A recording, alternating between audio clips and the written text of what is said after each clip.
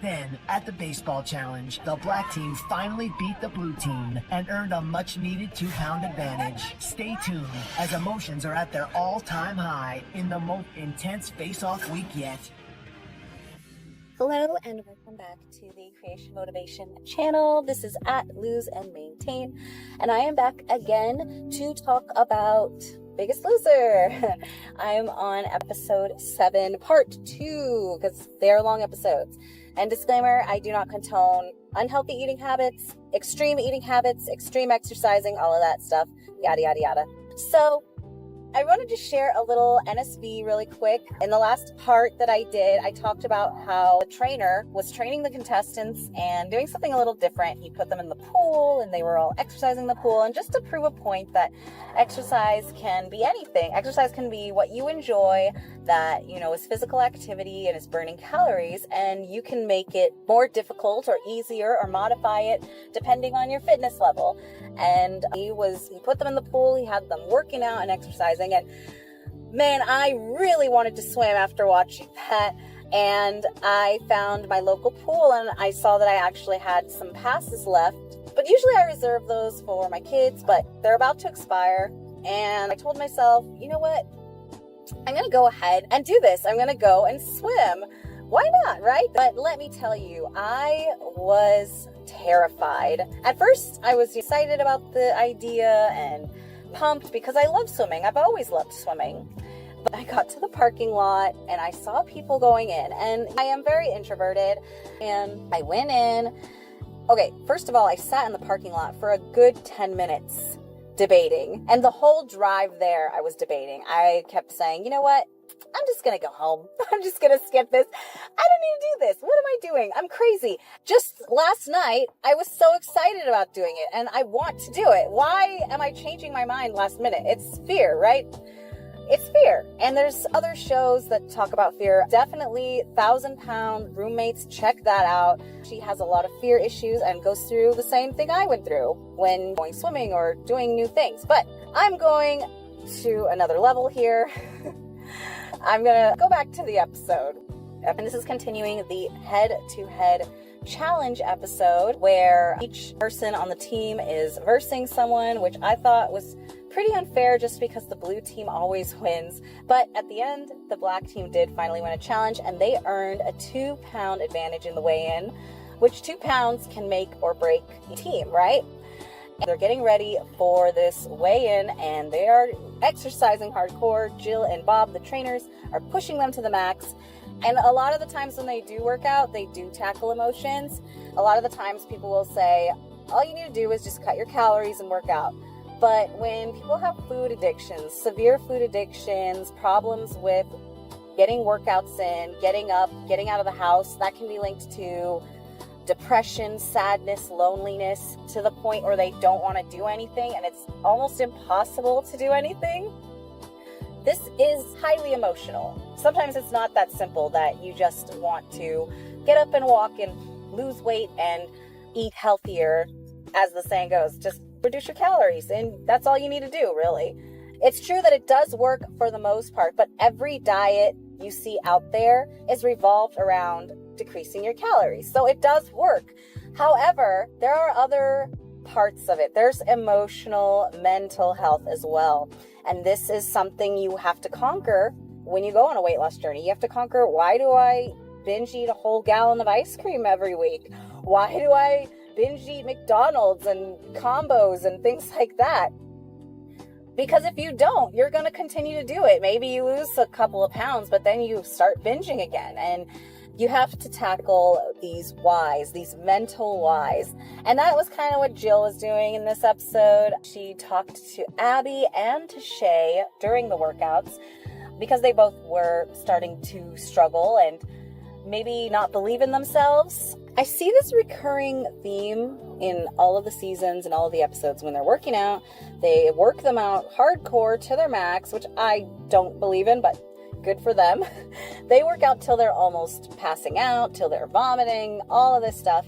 And they get to this breaking point mentally where they start to cry or they get angry. And I think this is what Jill usually does, especially, and she wants them to get to their breaking point and then to hash out the mental. And she'll ask them every season. She asks them, she's like, why are you this way? What got you here? What is the problem? What is holding you back? And it's this little mental back and forth, which I do like that part of it. I like the mental part of it. I just don't like pushing someone to their breaking point to get there. It's gonna hurt, Shay. What are you gonna do? Go, push, harder. Who are you fighting for now? Who are you saving? Me. That's right, let's go. But I can't judge. We're not there, like I said, in person with them. We're not seeing what's happening behind the scenes with the filming and all of that. But anyways, she talks to Abby. Abby, if you remember, she lost her family in a car accident, which I can't even begin to imagine the pain of that and how you could come back from that, how you could survive from that.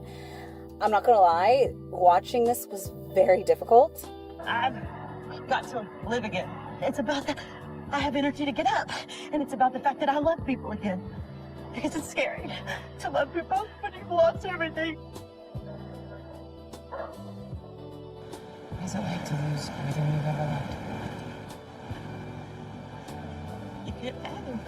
You can't dream it in your worst nightmare. And it did get to me emotionally, just because, wow, what she went through is so traumatic and so awful. So I really felt her pain and what she's going through, and I'm so proud of her to actually go on this weight loss journey during all of this. And not only that, her attitude is one of the best attitudes on the show. Just how she is. She's so positive. She's so outgoing. She's so motivational. Every part of every episode that I've seen her in, she has been upbeat and motivational, and she says these motivational quotes that I love, by the way. And comparing her to Tracy, it's just no contest. She's a brighter person. She's a nicer person. She's not backstabbing anyone. But I don't know. I might be judging too hard. Really, I am. Because it's just they're both in the same position. Tracy and her both were restricted. They couldn't work out too hardcore for the longest time because of an injury. And just both of them are completely different. Completely different in how they act, in their mentality, their positivity, negativity. But coming back to her later, Shay also is working out and she gets to her breaking point and she just starts to cry while she's doing that ladder thing again that I talked about before that Jill forcing her to do. And she's, over 300 pounds, almost 400 pounds, but it is what it is. She starts to cry and Jill asks her, what's wrong? What got you here? And she mentions that she was the daughter of an addict, specifically heroin. And I didn't know that. I knew she had a rough childhood, but it was just surprising to hear that she went through that. And she actually lost her mom to the addiction. And she actually carries a ton of guilt because she tried to save her mom. She tried to get her to stop. She tried to do all these things. But at the end of the day, if someone has an addiction, and this is to any addiction, alcohol, food addiction as well, you see it all the time on My 600 Pound Life and shows like that where they get to these enormous weights and they're most definitely killing themselves, but they will not change unless they want to change. Their family members, they all try to get them to change, unless they're enablers doing it on purpose or feeders, but usually their family members do care about them and want them to change and try to get them to change. It's the same with Daniel in Biggest Loser. His mom tried to get him to change several times. Of course, he was a kid, and as a kid, it's harder to understand.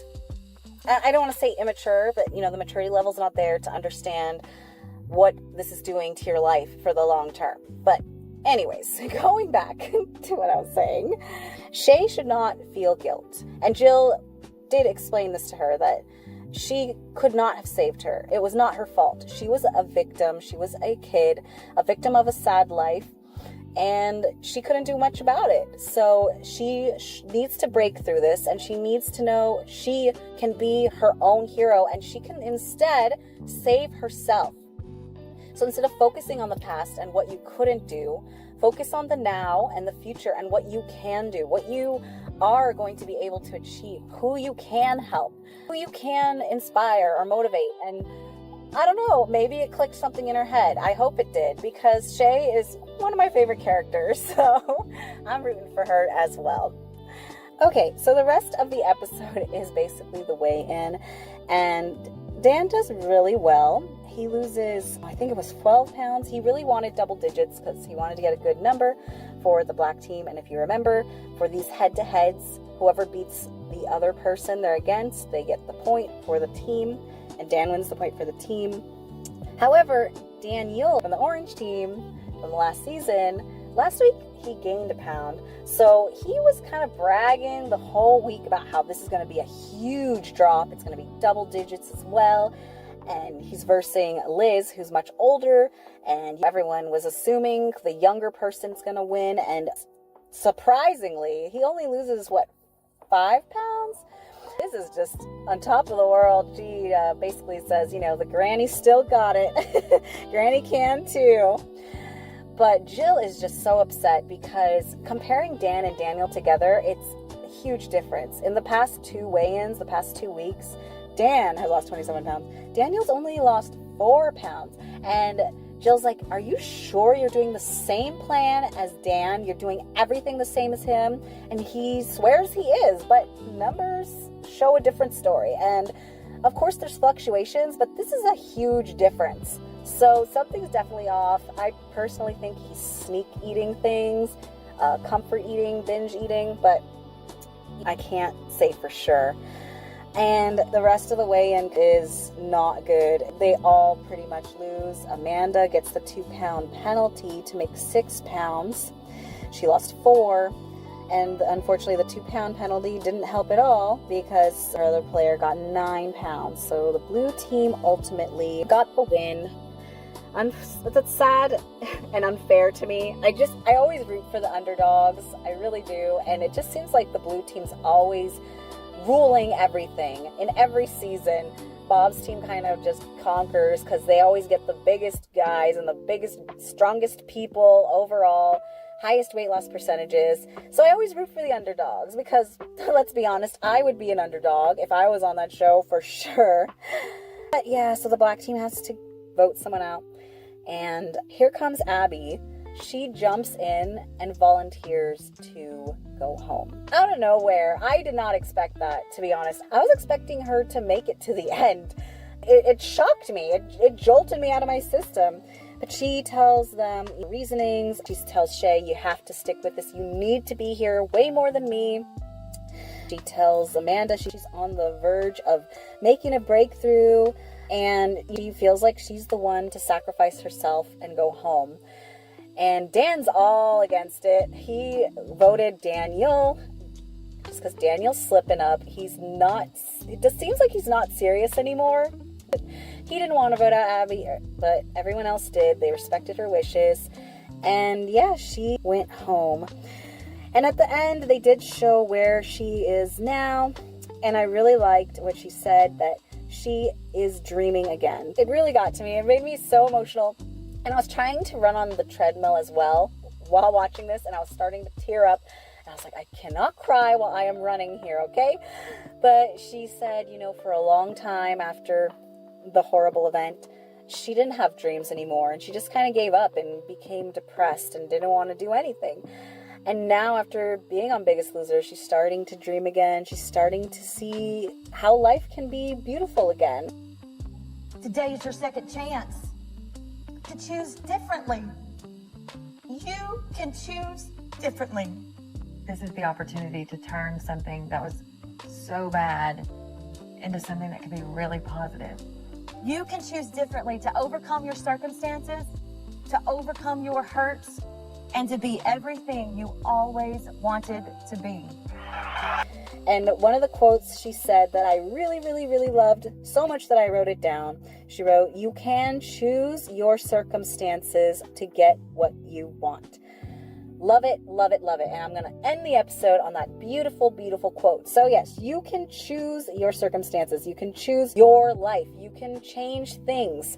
A lot of the times life's unfair and stuff's going to be pitted against us. But there's always little choices we can make to make it a little better. Maybe we can't solve a problem right away, but we can make a problem easier on us, or we can make things better slowly over time. And we can ask for help from others. Choose your circumstances. Happy goal getting. Have a great day.